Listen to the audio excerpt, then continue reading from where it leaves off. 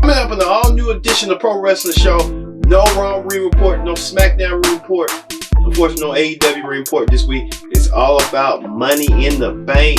Predict the outcome special edition here on the Pro Wrestling Show as we get you the rundown of all the matches from this year's Money in the Bank. So unfortunately, it's not going to be taking place in Baltimore. It's going to take place in two locations, in the WWE Performance Center and in WWE corporate headquarters, with the feature match, the Money in the Bank ladder match, where the women's and the men's combine, where we see some alliances be created to grab the briefcases and retrieve the ultimate prize of winning the Money in the Bank contract. We'll find out that. And also hot topics, as we got a slew of hot topics, as we got, Dark Side of the Ring with Herb Abrams. That was the trip. Also the McMahons selling stock, also producing the series for A&E to find WWE memorabilia, and the Revival break their silence on leaving WWE after so many months of not being happy. All this and more when the Pro Wrestling Show starts right now.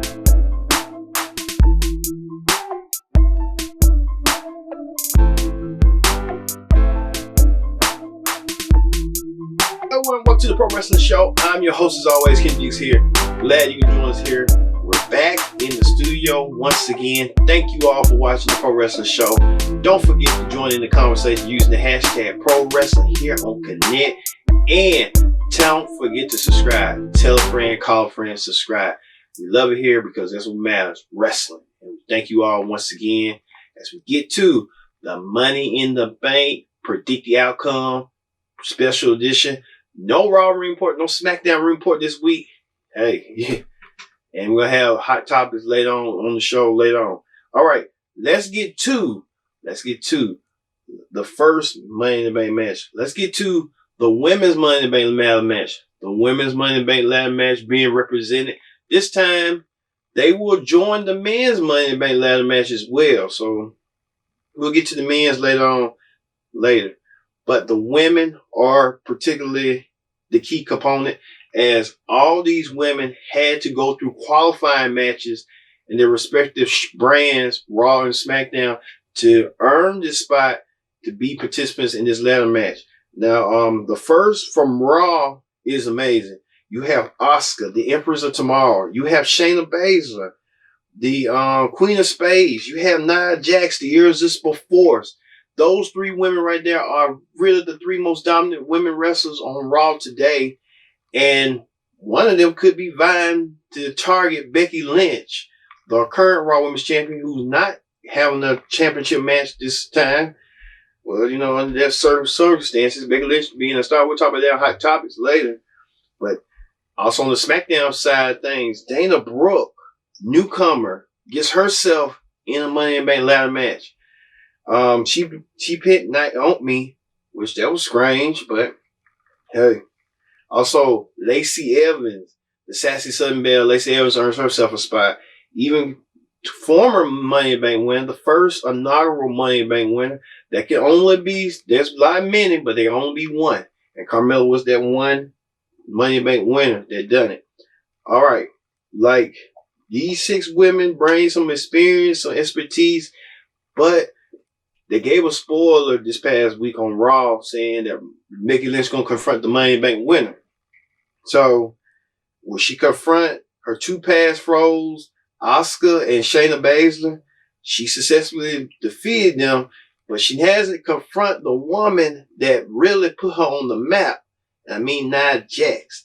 So, I'm looking at Nia Jax to win this briefcase and cash it in whenever she wants to. And I think Becky Lynch might intimidate her to say, go on, cash it in after what you did to me years ago. You broke my nose, so I need my receipt. So look for Nia Jax to win this Money in the Bank match. Nia Jax on a roll, on a different roll than ever, coming back from Raw, coming back from double knee surgery. Also, the men's Money in the Bank ladder match. Now, sometimes too, you have to wonder in the men's and women's, they're gonna all come together in the corporate structure from the top at the bottom of WWE headquarters, and they had to work their way up to the top of the roof. They like to climb the corporate ladder. This time, this is a unique presentation of the Money in the Bank ladder match, where the men's and women's will be in one specific match, and you have to wonder with the men's and some of the women, would they create alliances to say, could we see a Nia Jax? Could we see Baron Corbin getting together and say, you know what? Let's put our heads together and let's work as a team. They haven't made mention of that, but you got to wonder that got to be the part. Could you see an Asuka, AJ Styles making mention? Or could you see Carmella and Daniel Bryan working together? Lacey Evans, Daniel Bryan, somebody in that boot. Rey Mysterio, Otis, stuff like that. So you have to wonder would they create alliances right there? But speaking of that, what about the men's Money in the Bank ladder match where all the men qualified to be in this spot? But you have Daniel Bryan representing SmackDown. You have King Corbin, SmackDown. Otis, SmackDown. Those three guys itself, Daniel Bryan, King Corbin, are the two gentlemen that have won the Money in the Bank ladder match respectfully. Daniel Bryan won his back in 2011 and cashed it in on the Big Show and won the World Heavyweight title. Baron Corbin tried to cash it in at Jinder Mahal, but he was unsuccessfully, couldn't get the job done. John Cena came involved in that, and then Baron Corbin never became world champion. But on Raw, Aleister Black, Rey Mysterio, the legendary 619 master, AJ Styles. This is AJ Styles' takes first Money in the Bank ladder match. So Bryan and Mysterio and Corbin have some experience, but the other three don't. But don't discount AJ Styles. AJ Styles came back this week on Raw with a vengeance after Apollo Crews, who was supposed to be eliminated in the Money in the Bank ladder match, got hurt due to leg injury. Now Apollo Crews is out. They had to create a gauntlet match. You had Bobby Lashley, you had Shelton Benjamin, you had Berto Carrillo that was leading the pack until AJ Styles came back out of nowhere from the Boneyard match from The Undertaker, and he so-called lost. AJ Styles back with a vengeance. He's more vicious than ever, and AJ Styles could be the man, I believe, to lead Money in the Bank with a briefcase. And I'm putting my money on Styles because AJ Styles had a good showing this week, and he's looking for vengeance by any means necessary. You got to wonder who AJ Styles cashing in on Drew McIntyre. We'll see on that. And then you got to also want King Corbin. They had this thing with the Money in the Bank winners, Money in the Bank people, and they was climbing it, and there was one funny where Otis tried to step on the ladder. He couldn't step on the ladder because he kept breaking it. Otis and Daniel Bryan and King Corbin fighting for the ladder, just like an impromptu. So Otis got to figure out how he gonna climb that ladder because it ain't gonna be easy. I'm telling you right now. All right. Another match is for the SmackDown Women's Championship as Bayley goes one-on-one against Tamina. Now Tamina came back at WrestleMania for vengeance. Tamina was this close to winning the women's title, but hey, Bayley won by help of her friend. But Tamina looking for vengeance and stuff. Well, Tamina should be crowned the next SmackDown Women's title holder. Well, unfortunately, I'm going my money with Bayley because Sasha Banks is going to keep having Bayley holding on for her friend, and I can see that happening at the end for that. So look for Bayley to retain her championship. All right. And another thing, honorable mention. This could happen. Jeff Hardy could versus Sheamus. If that's possible, it could be a kickout show or it could be on the show. We don't know how that feud similar. It could be on SmackDown. We don't know. But I believe if the match don't happen this week, it might happen on SmackDown. But it's been building up for so many weeks with Sheamus knocking off jobbers and getting frustrated, irritated by Jeff Hardy coming back on his vignettes and bullying Michael Cole. So now Jeff Hardy's back. Jeff Hardy and Sheamus had a little impromptu fight, but now we don't know where they're going to go. So we'll keep our fingers crossed on that situation if it does happen. If it does happen, I'm putting my money on Jeff Hardy. Jeff Hardy might go the distance with that. All right, that ends the first half of the Money in the Bank ladder match series card. I mean, say. But when we return, we'll have hot topics. Then we have the second half of the Money in the Bank ladder match with the championships. More championships on the line as our new pro wrestling show return. Stay tuned.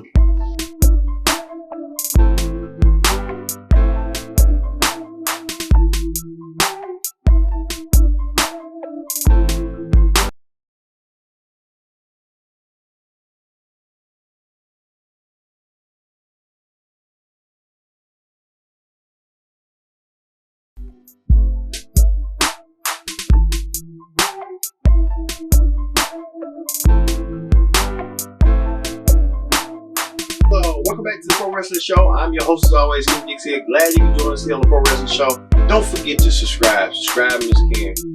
Like I said, Pro Wrestling Show is here and Wrestling Matters. Thank you all once again. Also, Wrestling Matters. That's what it does. That's what it does. That's what it does. Alright.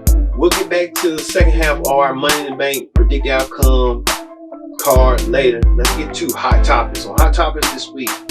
All right, many of you may have heard that, hey, Roman Reigns breaks his silence and speak to TMZ Sports about taking a break from WWE with this.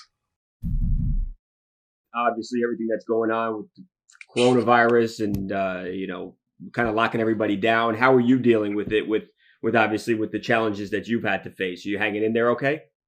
I'm doing good, yeah. And a lot of people, they think that it was based off of my health and my the history of my fight against leukemia. But just talking to my doctors and stuff, I actually, am fine, and my immune system is good. The drugs that I take in order to fight the leukemia, they don't attack your immune system. But not everybody knew, because I try to keep it private in this crazy world. But my children, we just had two newborn twin boys. They're 8 weeks old. So I had to make a decision for them, and I love this business. I mean, if anybody ever questions if I love this business, go back about a year and a half ago. I came back as fast as possible. Yeah. I could have took a lot longer off to focus on my health, but they told me, yeah, man, you should be fine to get in the ring and do your thing if you want to get back to normal. And I jumped as soon as they gave me the green light. So, but this is bigger than me. It's my family. It's my children. They are my legacy. No matter what I do in this world, my children are going to be the ones that represent my name and carry our name forward. So I had to make that choice for them, to protect them being so young. But we're doing good. It's tough because I want to be out there. I want to, don't get me wrong. It's weird to see the show in front of no one, but I want, you know what I mean? I know. It's strange because we sell the atmosphere. Right. There's nothing like being at a WWE show when the house is packed and the crowd is going nuts. It's unlike anything there's no comparison because the unison, and it's all like a home crowd. You know what I mean? It's not like a split crowd. It doesn't get quiet. Right. If it gets quiet out there, then that's on the superstar. Something's going wrong. But yeah, man, I miss it. I want to be out there. I want to get back to work. I want to get back to normal. But I just feel like I have an obligation, not only to my family and myself, but to my community, and also to set the example. Because at the end of the day, we can do a lot of different things and say a lot of different things, but it's through our actions that really speak volumes, and that's what I'm trying to do. You're just going to play it by ear as far as when it feels right to go back, or do you have some kind of a date in mind? What are you thinking as far as when you do make the triumphant return? Really, to be honest, I don't know. You know what I mean? We're just going day by day, taking this thing how it comes. We're in weird times. These are, brand new times for us. This is a new normal. And we're just trying to collect as much information and make the most educated choice possible. It's something that, going forward will protect, like I said, my family and myself. But I definitely want to get out there. I definitely want to be back to normal and just performing for the fans. It's tough to be a performer who's not performing. Look at these. See that? I can't even get away from my guys. I can't even get away from. I'm gonna let your daddy go now. But yeah, man. Hopefully very soon. But right now we're in daddy mode. That's the number. You saw that Roman Reigns breaks his silence about WWE. There's a lot of things going on with him and Mr. McMahon, especially Mr. McMahon having his mind changed daily about Reigns. Like he doesn't want to promote Roman Reigns right now. Then there's just a lot of things going on. We don't even know what's happening. He keeps changing his mind constantly about Roman Reigns. So that's an indication right there. Speaking of that, WWE is keeping a close eye on the NFL with fans and attendance at games.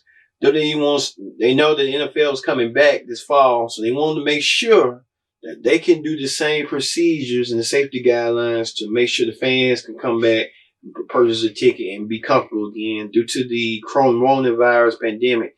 So WWE trying to watch every move the NFL makes. Yeah, they tried the XFL and that didn't work. So now they go.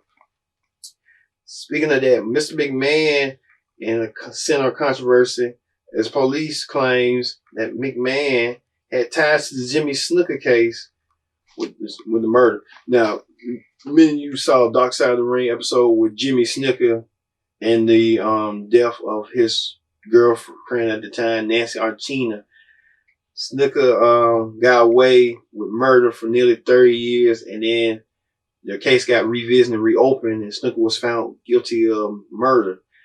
Now there's some new reports that Mr. McMahon probably tried to convince Nancy at the time to not press charges at Jimmy Snuka because he needed Snuka that next night for a wrestling card. I think a lot of in the tales going on with that, like a lot of shadiness with Mr. McMahon going on with that. Woo! It's just weird and shady. But and then everything just crashing out for Mr. McMahon. Just saying, fuck it.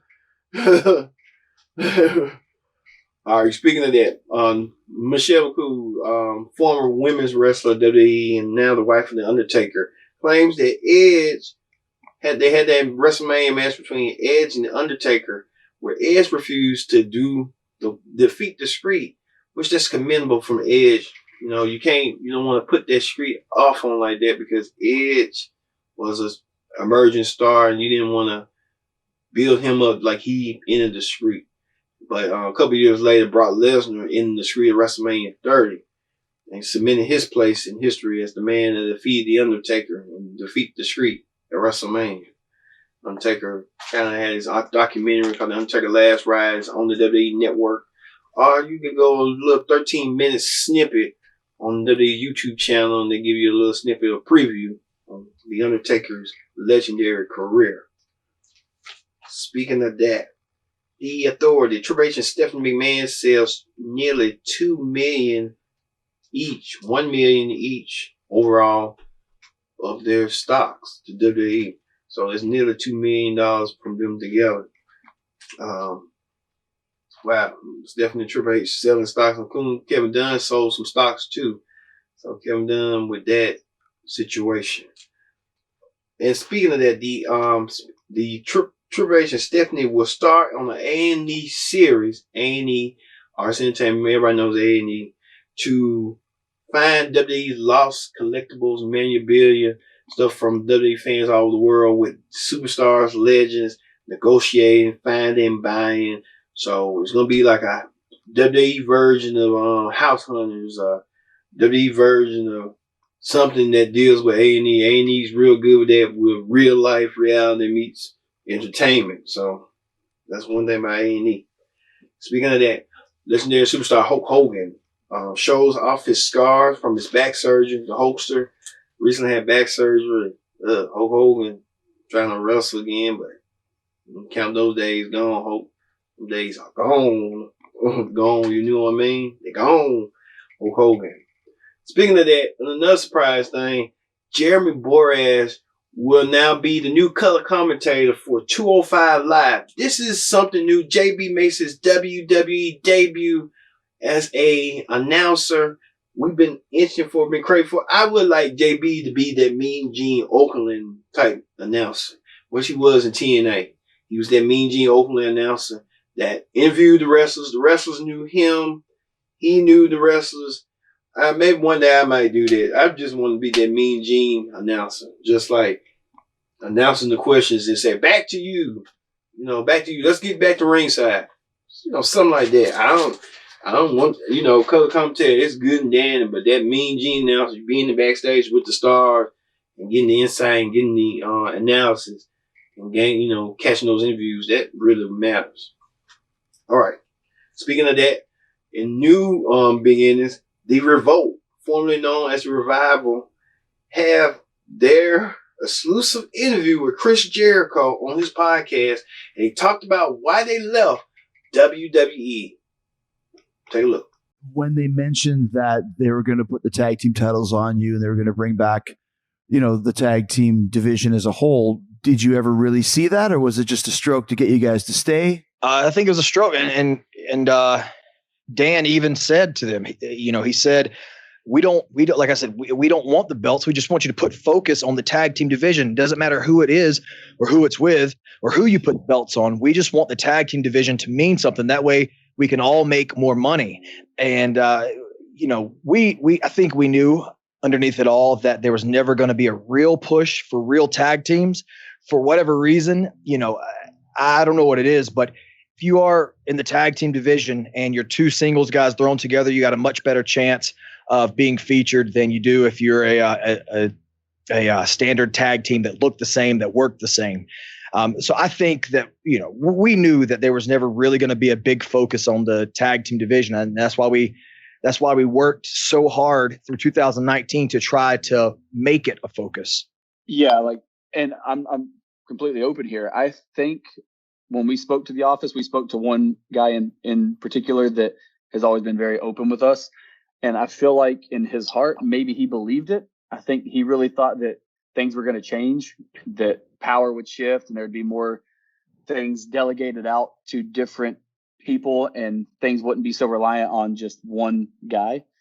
I think honestly, he believed it. And when he told us that things were going to change at the time, I think he meant it. And I think he was very hopeful. But I remember straight up to his face as we stood there, and we were still in gear, by the way, just for the record, we were still in gear after the match. We won the match. We came to the back. We walked straight to Gorilla and we said, "Hey, can we talk to you real quick?" And we walked out of Gorilla and we said, "We're not happy here. We don't think the tag division is ever going to be really featured or respected. And we'd like our releases." So I remember that. And we were still in gear. And I told him after he said, "I think things are going to change and all this," he gave us the big spiel and I think he believed it. And I told him, we don't want the tag titles. They don't mean anything at this point. They are so much of an afterthought that I would rather just lose to the champions every single night for the rest of my career as opposed to actually hold them, because they're just going to be, it's going to be chalked up as a failure of a title run otherwise. And I said, I don't want the tag titles. I want actual solid proof that the tag team division as a whole will get TV time and respect, and you'll invest promo time and segment time and character development into all these guys, or otherwise it means nothing. And they gave us the lip service, and I think they meant it, but we never bought in. We told them, look, if things change, we will gladly resign. Like we don't want to leave, but if things don't change, we see no point in us staying because we want to make tag team wrestling mean something. If it's not going to happen, there's no point in us being here just collecting a paycheck. You saw right there, the Revolt said that they was just tired being in WWE. They gave their they wanted a 15-month advance, but WWE just kept bribing them with putting the belts on, forcing them not to leave, and seeing some of these these stuff that was online, arts about them being like Ninja Turtles and stuff like that, like the next, I don't even know, it was like I forgot. It's a tag team, something I forgot. Chris Jericho got to the bottom of it, and Chris Jericho becoming a great interviewer day by day. Also, on AEW had coming news this week as it agreed to pay $10,000 for the Jon Moxley and Kenny Omega match that happened in Full Gear this past November in Maryland, Baltimore, when they had that little bar ride match. And they said Chris Cruz, former WCW announcer, snitched on them. And I guess now snitching is real good these days. Ask Tatashi 69, who gained like up in the millions for just telling his side of the story. Well, how'd it go? AEW paying half the car for $10,000 for just a match that was a good, decent match. If you got to watch it back and see for yourself. Also, Nikki Bella and her sister Bree wrote a book called have a new memoir called In Parables, something like that. It's some book. But Nikki believes that they ignored her neck injury because she's a woman. Ugh. And WWE put that out there in the book for her to do that. But if you've been watching the Total Bell series, they've been trying to just be salacious at its best. They trying to put their mama out like that and their father about their domestic abuse, how it affect them, and it's just too much. And it's just like they just open books. I just hope they don't get they in a bunch with something they're gonna later regret. Tell him. Also, finally, Rusev coming out of all this. You see, like you saw Heath Slater being on Chris Van Vliet, talk about his side story, Zack Ryder. Rusev came out of nowhere since his release from WWE. Rusev resurfaced, and he was on Instagram TV, and he announced that he's starting his own Twitch channel. Rusev unboxing a Twix box. So Rusev found a new career playing video games and gaming, and found a new career on Twitch. But you got the one that's AEW looking at Rusev. A lot of people are trying to put their name on. Even EC3 kind of put something out there that he might indicate might join the revolt. I don't know where they're going to go, but it's interesting. Yeah, we're going to be keeping it watch on Instagram on that. So we'll see on that. All right, that ends the hot topics. Let's get back to the second half of the Pro Wrestling Show. Predict the outcome for Money in the Bank 2020. All right, the second half is for the SmackDown's top prize, the Universal Championship, as champion Braun Strowman in his first title defense goes against former champion Bray Wyatt. Wyatt, you remember at Super Showdown, lost the championship to Goldberg. Goldberg was slated to meet Roman Reigns. Roman Reigns at the last minute, or WWE at the last minute, announced that Braun Strowman was intended to replace Roman Reigns. Now we come to this where Bray wants his championship back. Braun has the blue belt. Well, this is Braun's first title defense, but like I said, my firm belief is Bray should not even lost the championship in the beginning. Bray should have just kept the title as is, but things happen. But when you look at this match from a disappointing advantage, you think Braun will win, but with Bray Wyatt's good with those psychological mind games playing from the past, where Bray said that I brought you in this world and I can take you out this world. And Bray sending a message with those mind games, and Braun's not buying it. Well, we'll see. But a lot of people is favoring. Well, I'm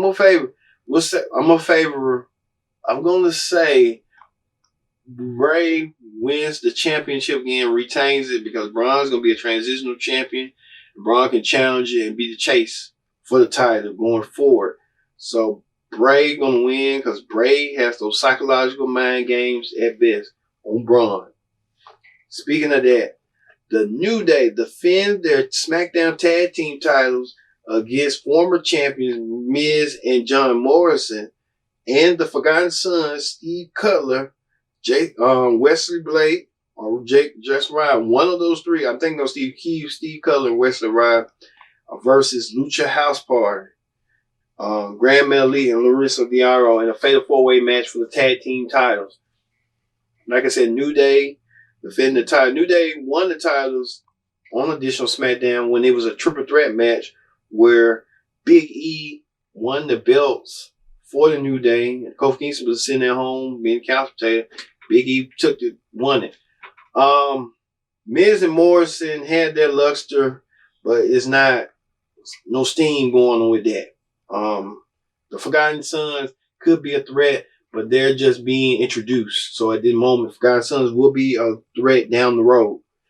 Lucha House Party just adding in. I think they was adding in so many times when the revival was on there. So look for the New Day to retain the goal and move a program forward with the Forgotten Sons down the road this summer. So look for that.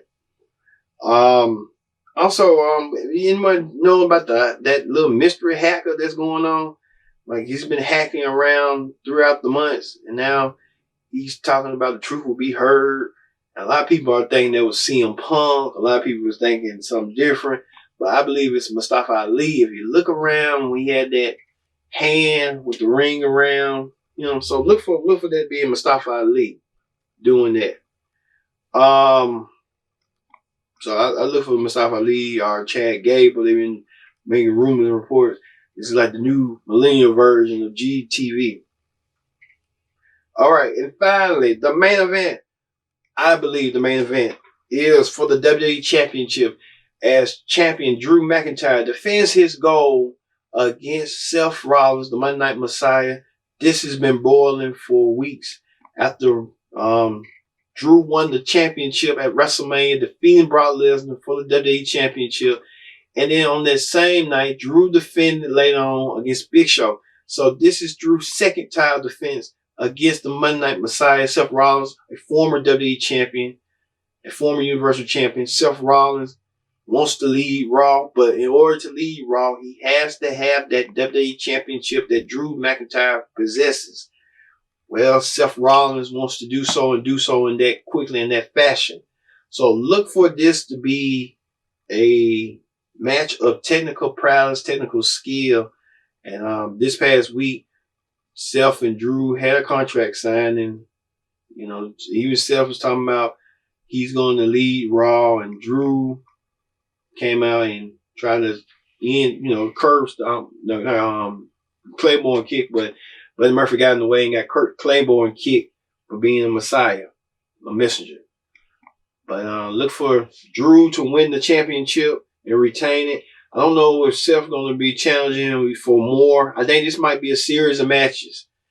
So I'm assuming, I hope it'll be more serious match between Seth and Drew for a match. You got to wonder, I know they've been talking about Jinder Mahal building himself back up to be in world title contention. So we'll see. So look for Drew to remain world heavyweight champion. All right. Thank you all for watching this edition of the Product the Outcome special for Money in the Bank. Don't forget, Money in the Bank comes your way this Sunday, tonight. So I've been your host, Kendrick Dix, and we'll see you next time for another edition of the Pro Wrestling Show. See you later.